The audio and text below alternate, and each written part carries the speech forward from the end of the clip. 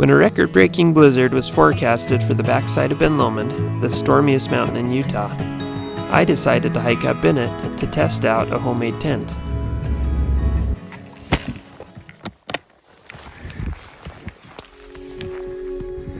I got a late start. It's dark as can be. The storm was heavy, It's snowing so hard that I can't see more than about 2 feet in front of me. and the trip was intense.